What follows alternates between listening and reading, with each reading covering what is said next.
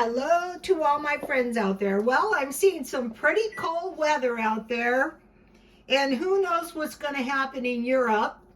So I would suggest stockpiling a lot of these 7 items. This is just to get you started. If you can't afford a lot, just buy $1 portions. Okay, the first thing is milk. Probably the best thing is the dry, non-fat milk. See, it comes in these pouches and nothing's going to happen to your milk. And then I keep this in my freezer just in case you have children. So milk for babies and children, gravy, potato soup, cereal and milk, or yogurt making, just to name a few. Okay, the next thing is flour. Not a little bit, a lot, so you don't starve. I've spent days making flour stuff. Bread, noodles, pretzels, donuts, crackers, and pizza dough. You need bread for sandwiches. Let me give you my bread recipe that I like. Here it is. Okay, you can substitute honey for the butter. You can substitute, when you're making regular bread, not raisin bread, you can substitute 2 tablespoons instead of 1/4 cup. You can use honey or brown sugar. And it gives you a really delicious bread, and it's not a big loaf. It's nothing to make one of these little loaves. Let me show you. I have one available, I think. Yeah, it's about to fall out. Here it is. And this bread is really easy to make and it's delicious. So, you know, if you have bread and milk and sugar, or bread and gravy, you know, you can survive. I keep this big bag in the bottom of my refrigerator. That's not something you want to run out of if we get stuck in some kind of a food shortage. Okay, the next item is eggs. And if you stockpile this, you can use that as an egg replacer. I used it when I made the donuts and it was delicious. So if you measure an egg, it's 1/4 cup, so you just put 1 tablespoon of buttermilk blend, and that gives you the equivalent of an egg. Eggs and bread. This is not good for like making scrambled eggs. Eggs and bacon or sausage with bacon and sausage burritos. With eggs, you can make fried rice, bread pudding, rice pudding, and hash browns and eggs. So eggs. I would stockpile about 60 eggs. Okay, the next thing is cheese. So the thing about milk, eggs, and cheese is this is a good protein in case, you know, we have problems getting animal products. And I buy it when it's on sale, and then I cut it.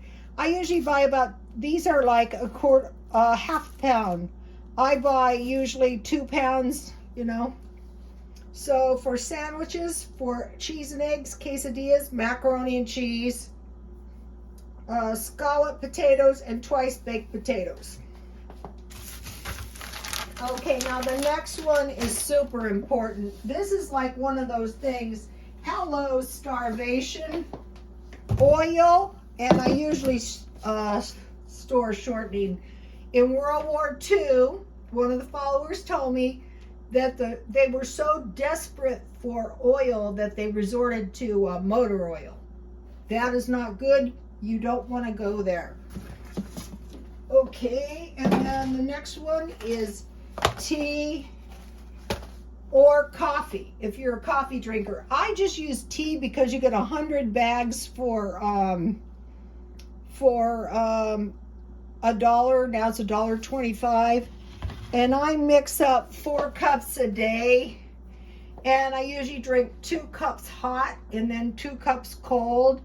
And if something happens and it's cold and you have some nice, some hot, nice beverage, they're saying now that the cola, I also suggest cola, but that's not like life and death. But as of now, the coffee demand is outstripping the amounts of coffee available.